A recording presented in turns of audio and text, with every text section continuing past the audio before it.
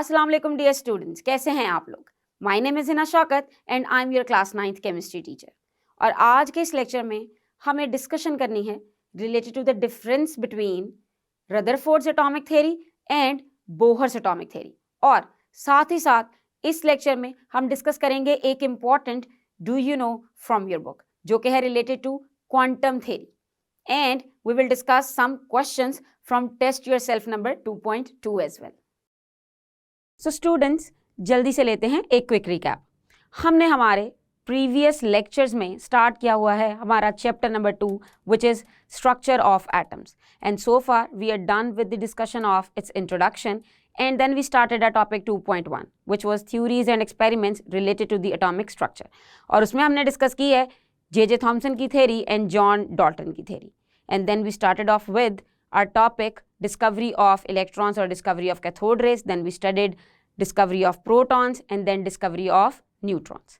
Then we moved on to the models, and in models so far we have covered 2 atomic models. One was Rutherford's atomic model, and then we studied Bohr's atomic model in detail in our previous class. In this lecture we have to summarize Rutherford and Bohr's atomic model, और हम देखेंगे उसके differences side by side, और साथ ही साथ solve करेंगे test yourself number 2.2 से कुछ क्वेश्चंस भी related to Rutherford and Bohr atomic model. तो चलिए जल्दी से शुरू कर लेते हैं। अगर हम बात करें रदरफोर्ड्स एटॉमिक थ्योरी की, जिसको हमने बहुत डिटेल में पढ़ा है, so we know that it is based on classical theory, यानी कि रदरफोर्ड का जो एटॉमिक मॉडल है वो बेस करता है क्लासिकल थ्योरी पे। And we know what is classical theory of radiation. According to classical theory of radiation, electron being a charged particle must emit or release energy continuously. लेकिन अगर हम बात करें बोहर की एटॉमिक थ्योरी की, तो Bohr की एटॉमिक थ्योरी क्लासिकल थ्योरी पे बेस नहीं करती। इसके लिए एक स्पेशल थ्योरी है which is Planck's quantum theory. और प्लैंक्स क्वांटम थ्योरी एक बहुत ही इंपॉर्टेंट थ्योरी है, और इसकी एक्सप्लेनेशन बोहर ने यूज की to explain the model of an atom.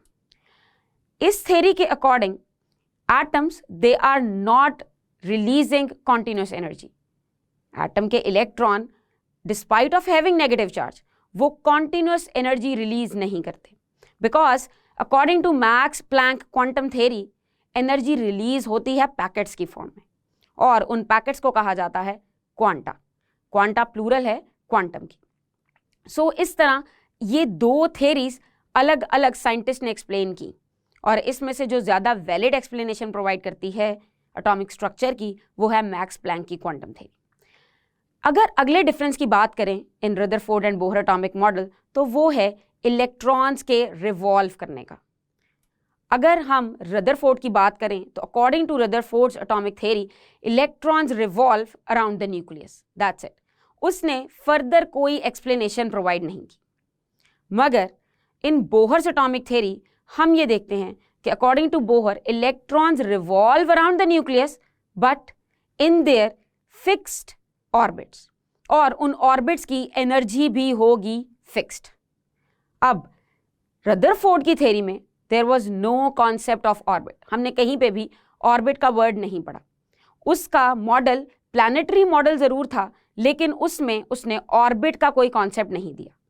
लेकिन इन बोहर्स थ्योरी उसने बताया कि orbits they had their own angular momentum, यानी कि इलेक्ट्रॉन्स डिफरेंट ऑर्बिट्स में एग्जिस्ट करेंगे और हर ऑर्बिट का एक अपना फिक्स्ड एंगुलर मोमेंटम होगा, और उस एंगुलर मोमेंटम की वजह से डिफरेंट ऑर्बिट्स के अंदर इलेक्ट्रॉन्स की मोशन डिफरेंट हो सकती है, लेकिन वो एंगुलर मोमेंटम क्वांटाइज्ड होगा, क्योंकि ये बेस ही करती है क्वांटम थ्योरी पे। एक और बहुत इंपॉर्टेंट डिफरेंस है, वो है कॉन्टिन्यूअस स्पेक्ट्रम का। अकॉर्डिंग टू रदरफोर्ड, चूंकि ये बेस कर रही थी क्लासिकल थ्योरी ऑफ रेडिएशन पे, सो क्लासिकल थ्योरी ऑफ रेडिएशन के अकॉर्डिंग एटम को एनर्जी जो लूज करनी चाहिए वो करनी चाहिए इन कॉन्टिन्यूअस स्पेक्ट्रम। और हमने ये देखा कि जब भी हम एक एटम का स्पेक्ट्रम लेते हैं तो वो कॉन्टिन्यूअस स्पेक्ट्रम नहीं होता, वो होता है line spectrum. So we can say that according to Rutherford's atomic theory, atoms should produce continuous spectrum, but according to Bohr's atomic theory, atoms should produce line spectrum. Why line spectrum? Because according to Bohr, it is based on quantum theory. And quantum की बात करें तो energy continuous release नहीं होगी, वो packet bye packet release होगी. तो अगर वो पैकेट्स की फॉर्म में 1 by 1 यूनिट्स की फॉर्म में एनर्जी रिलीज होगी तो वो कॉन्टिन्यूस स्पेक्ट्रम शो नहीं करेगी. It is going to show us line spectrum, जिसमें कुछ गैप के बाद कुछ एनर्जी आएगी, कुछ गैप के बाद कुछ एनर्जी रिलीज होगी और वही रिकॉर्ड की जाएगी. According to Rutherford's atomic theory, अगर हम जाएं क्लासिकल थ्योरी पे बेस करें एटम के स्ट्रक्चर को, तो एटम के स्ट्रक्चर को एग्जिस्ट ही नहीं करना चाहिए. यानी कि आहिस्ता आहिस्ता जब इलेक्ट्रॉन अपनी एनर्जी रिलीज करेगा तो वो रिलीज करते करते आखिर उसकी एनर्जी खत्म हो जानी चाहिए और उसको न्यूक्लियस के अंदर फॉल कर देना चाहिए. Now what if electron will fall into the nucleus? Do you think the structure of the atom would be intact anymore? Of course not. तो इसका ये मतलब है कि atom should collapse. एटम अपनी उस फॉर्म में एग्जिस्ट नहीं करना चाहिए अगर हम इसे बेस करें क्लासिकल थ्योरी ऑफ रेडिएशन पे. लेकिन according to Bohr, atom should exist, उसको कोलैप्स नहीं करना चाहिए क्योंकि उसमें एनर्जी जो है वो सिर्फ और सिर्फ तभी गेन या लूज हो रही है जब इलेक्ट्रॉन्स एक शेल से दूसरे शेल पे जंप करते हैं. अदरवाइज उनका एंगुलर मोमेंटम वो क्वांटाइज्ड रहता है इन डिफरेंट ऑर्बिट्स. सो ये तो थे major differences between Rutherford's atomic theory and Bohr atomic theory. अब ये डिफरेंसेस आपको अच्छे से लर्न करने हैं क्योंकि ये एग्जाम पॉइंट ऑफ व्यू से इंपॉर्टेंट है. अब चलते हैं हम कुछ क्वेश्चंस की तरफ और ये क्वेश्चंस हैं फ्रॉम टेस्ट योरसेल्फ नंबर 2.2. मुझे उम्मीद है कि इन क्वेश्चंस की डिस्कशन के बाद अगर फर्दर किसी भी किस्म का क्वेश्चन इन टॉपिक्स में से आएगा तो you would be able to answer it effectively. So चलिए स्टार्ट करते हैं with question number 1. How was it proved that whole mass of an atom is located at its center? कि सारे का सारा एटम का मास उसके सेंटर में कैसे लोकेटेड है, ये कैसे प्रूव हुआ? अब इसके लिए हमें जाना पड़ेगा हमारे उस टॉपिक में जिसमें हमने स्टडी की थी डिस्कवरी ऑफ न्यूक्लियस की. और डिस्कवरी ऑफ न्यूक्लियस किया है रदरफोर्ड ने. अब हम रिकॉल करेंगे हमारा gold foil experiment and we know that when we bombard alpha particles on a very thin gold sheet which is 0.00004 centimeter, so होगा क्या, most of the alpha particles they are going to pass through that sheet straight away. जब वो बिल्कुल सीधा गुजर जाएंगे so it shows that most of the part of an atom is empty. तो empty जगह जहाँ पे कुछ भी नहीं है वो तो mass में contribute नहीं कर सकता. लेकिन हमने ये देखा कि very few alpha particles they were deflected at large angles और बहुत ही कम उनमें से they bounced back properly, वो बिल्कुल अपने उसी रास्ते पे वापस आए जिस पे उसे बम्बार्ड किया गया था. तो ये चीज़ शो करती है कि there is something in the middle and it is very small. सो उससे हमें पता चला कि एटम के सेंटर में है न्यूक्लियस जो कि है पॉजिटिवली चार्ज और उसका सारा का सारा मैस होगा उसके सेंटर में ही क्योंकि बाकी मेजॉरिटी पार्ट एटम का है खाली. सो चलिए देखते हैं इसके आंसर की तरफ. Rutherford bombarded alpha particles on a 0.00004 centimeter thick gold foil. Almost all the particles passed away and the foil undeflected. मतलब सारे ही almost undeflected गुजर गए. Only few were bounced back. So the complete rebounds of few alpha particles, it shows that the nucleus is an extremely small and positively charged particle and it is situated at the center of an atom. And it carries nearly the whole mass of an atom. So जब भी आप answer लिखेंगे so you have to write in proper way. Let's move on to the next question which is how was it shown that atomic nuclei are positively charged? हम ये कैसे कह सकते हैं कि उस पर पॉजिटिव चार्ज है? So alpha particles they are helium nuclei. We know that alpha particles होते हैं He2+. हीलियम का न्यूक्लियाई यानी कि जब हीलियम में से 2 इलेक्ट्रॉन्स निकल जाएंगे सो जो पीछे हीलियम का पार्ट बचेगा वो होगा सिर्फ और सिर्फ हीलियम का न्यूक्लियस क्योंकि उसके अंदर तो सिर्फ 2 ही इलेक्ट्रॉन्स होते हैं. So alpha particles they are helium nuclei मतलब having positively charge, doubly positively charge मतलब उनके ऊपर डबल पॉजिटिव चार्ज होता है. So the deflection and rebouncing of few particles showed that atomic nuclei होगा positively charge because we know that similar charges they repel each other. तो अगर इन पे positive charge है और ये किसी चीज से टकरा के वापस आ गए हैं या फिर उन्होंने अपना रास्ता तब्दील किया है, तो मतलब उस चीज के ऊपर भी पॉजिटिव चार्ज होने वाला है। सो पॉजिटिव पॉजिटिव ने एक दूसरे को रिपेल किया, उसकी वजह से हमें डिफ्लेक्शन नजर आई। Next question is name the particles which determine the mass of an atom. एक एटम का मास कौन कौन से पार्टिकल्स डिटरमिन करते हैं? So we know that protons and neutrons, they are present in the nucleus to determine the mass of an atom. And अगर हमें mass बताना हो तो we can say that the sum of number of protons and number of neutrons is equal to the mass of an atom. और मैं आपको याद कराती चलूँ कि जितने भी particles present होते हैं in nucleus of an atom, हम उन्हें कहते हैं nucleons. Nucleons is the collective term which is used for all the particles which are present in nucleus of an atom. Next question is, and it's a different question and it's a technical question and important question. What is the classical theory of radiation and how does it differ from quantum theory? अब आपने देखा कि हमने Bohr के atomic model को पढ़ते वक्त भी इसको डिस्कस किया था और अभी इसी लेक्चर की बिगिनिंग में भी हमने इसको डिस्कस किया है when we were discussing the differences between Rutherford and Bohr atomic model. So जब भी आपको डिफरेंस वाला क्वेश्चन आएगा, so you have to draw a line in the middle. आप एक ओपनिंग सेंटेंस लिखेंगे, then you will draw a line in the middle and you are going to put both headings side by side and then you will start writing your answer.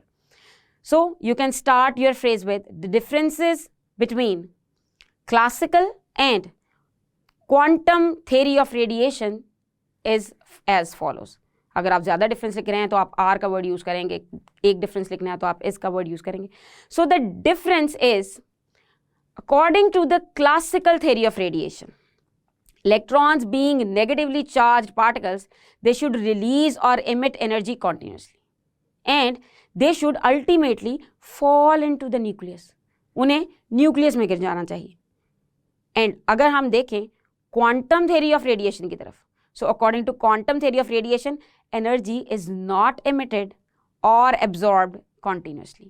वो continuous process नहीं है, but it is emitted or absorbed in the form of small energy packets. और या फिर उन्हें हम कह सकते हैं bundles. और अगर उनकी scientific नाम की बात करें, so we call them as quantums. और अगर light energy की बात हो रही है तो उसका सबसे छोटा यूनिट होगा photon. So photon in case of light energy, और अगर हम किसी और एनर्जी की बात कर रहे हैं तो आप एक ब्रॉडर टर्म यूज करेंगे which is quantum, and quanta is the plural for quantum. So this is the difference between these two theories, that in the classical theory there should be a continuous release in energy, and in quantum theory energy should release in the form of packets, और उन packets को कहेंगे quantum, इसीलिए इसका नाम है quantum theory. Next question is how can you prove that angular momentum is quantized. आप कैसे प्रूव कर सकते हैं कि किसी चीज़ का एंगुलर मोमेंटम क्वांटाइज्ड है. क्वांटाइज्ड का मतलब कि फिक्स्ड है, यानी कि एक ऑर्बिट के लिए वो एंगुलर मोमेंटम फिक्स्ड रहेगा. और इस क्वेश्चन के साथ एक हिंट प्रोवाइड किया गया है that angular momentum of first orbit, पहले ऑर्बिट का एंगुलर मोमेंटम और उसकी वैल्यू गिवन है which is 1 into 10 raised to power minus 34 kilogram metre square per second. अब ये है वैल्यू हमारे पास एंगुलर मोमेंटम की फर्स्ट शेल के लिए. हम जानते हैं कि अगर हमें सेकेंड शेल या ऑर्बिट का एंगुलर मोमेंटम फाइंड करना है तो हमें करना क्या होगा, हमें सिर्फ और सिर्फ इसे मल्टीप्लाई करना होगा विद 2. और अगर आपको थर्ड का फाइंड करना है तो इसके लिए आपको मल्टीप्लाई करना होगा 3 से. अब वो कैसे? Look at the formula of angular momentum. Angular momentum is mvr is equal to nh over 2 pi. अब इसमें ये जो n है, this is basically number of orbit. किस नंबर के ऑर्बिट की बात हो रही है ये n बताएगा. और अगर बात करें इसमें इस h की, इसको h भी पढ़ते हैं, this is Planck's constant, तो इसकी वैल्यू गिवन होती है. और अगर आप बात करें पाई की तो वी नो पाई इज 3.14 और एच की वैल्यू हम अपने टेक्स्ट में भी पढ़ चुके हैं. सो इसका मतलब अगर हमारे पास सिर्फ और सिर्फ ऑर्बिट का नंबर मौजूद हो तो हम इस फॉर्मूले में उसकी वैल्यू पुट करके इजीली फाइंड कर सकते हैं एंगुलर मोमेंटम, क्योंकि एच कांस्टेंट है और पाई भी एक कांस्टेंट है. सो स्टार्ट करते हैं। फर्स्ट का हमारे पास मौजूद है, तो सेकंड का फाइंड करने के लिए अगर हम फर्स्ट वाले एंगुलर मोमेंटम को मल्टीप्लाई कर दें विद 2, तो हमारे पास वैल्यू आएगी एंगुलर मोमेंटम की, जो कि होगा for electrons present in second shell. So we can say that the angular momentum of electrons of n is equal to 2, यानी कि second shell is twice the angular momentum for n is equal to 1, यानी कि जो पहले shell का angular momentum होगा उससे double हो जाएगा. अब ये तो हुई दूसरे शेल की बात. What happens in the third shell? Whereas the angular momentum of an electron for n is equal to 3, यानी कि थर्ड शेल के इलेक्ट्रॉन के लिए एंगुलर मोमेंटम क्या होगा? It is thrice the angular momentum of n is equal to 1, यानी कि जो पहले ऑर्बिट वाले इलेक्ट्रॉन का एंगुलर मोमेंटम था उससे ट्रिपल हो जाएगा. It is twice of the angular momentum of the first shell electron. And moreover the electron is bound to remain in one of these orbits and it is not moving between the orbits. The angular momentum of the electrons is quantized. यानी कि अगर electron एक orbit से दूसरे orbit में jump नहीं कर रहा तो ना तो वो एनर्जी गेन करेगा ना एनर्जी लूज करेगा, तो इसीलिए वो एक ही तरह से मूव करता रहेगा, यानी कि उसकी जो मूवमेंट की स्पीड है वो सेम रहेगी, वो जिस एनर्जी से मूव करेगा वो सेम रहेगी. ये तो हुई बात टेस्ट योरसेल्फ 2.2 के क्वेश्चंस की.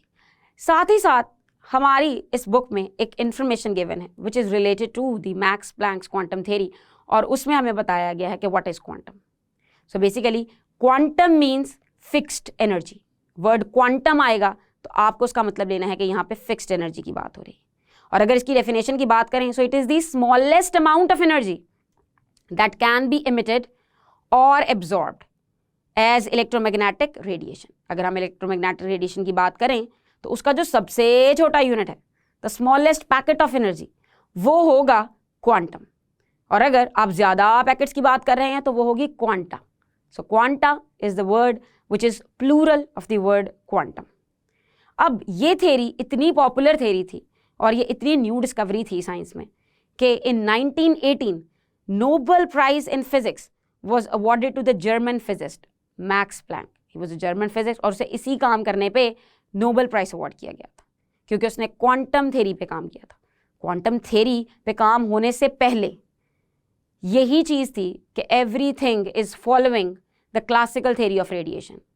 और अगर हम क्लासिकल थ्योरी ऑफ रेडिएशन पे ही बेस्ड करते रहते तो एटम के स्ट्रक्चर को प्रॉपर वे में डिफाइन करना, उसके मॉडल को इस तरह प्रपोज करना पॉसिबल नहीं था. इसीलिए रदरफोर्ड का model was not successful but Bohr's atomic model was successful. So students, आज के इस लेक्चर में हमने डिस्कस किए हैं बहुत इंपॉर्टेंट क्वेश्चंस जो कि थे फ्रॉम टेस्ट योरसेल्फ नंबर 2.2. मुझे उम्मीद है कि अगर इन क्वेश्चंस की स्टेटमेंट चेंज होके या फिर रदरफोर्ड और बोहर की एटॉमिक थ्योरी से रिलेटेड कोई भी किसी भी किस्म का क्वेश्चन आएगा तो आप उसका आंसर अच्छे से कर सकेंगे. इसके अलावा हमने डिस्कस किया है एक बहुत इंपॉर्टेंट टेबल जो कि था difference between Rutherford's atomic model and Bohr's atomic model. मुझे उम्मीद है कि अब डिफरेंसेस भी आपको अच्छे से समझ आए हैं और साथ ही साथ हमने देखा कि व्हाट इज क्वांटम और ये क्वांटम थ्योरी क्या होती है. सो हम अपने आने वाले लेक्चर्स में मजीद कुछ इंटरेस्टिंग टॉपिक्स को डिस्कस करेंगे. तब तक के लिए खूब सारा पढ़िए, अपना ख्याल रखिएगा. अल्लाह हाफिज़.